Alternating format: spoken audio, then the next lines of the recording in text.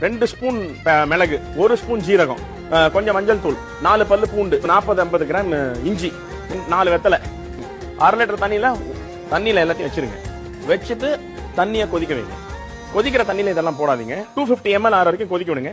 இது ஜெனரலாவே any bacterial infection, any fever, cold, கபா சம்பந்தப்பட்டது, டைஜஷன் சம்பந்தப்பட்டது, ஜுரம், ஜலதோஷம், இதெல்லாம் எந்த ஃப்ளூவும் வராத மாதிரி நம்மள இம்யூனிட்டியை பூஸ்ட் பண்ணிவிடும். சோ இது மருந்து கிடையாது, பிரிவென்ஷன்.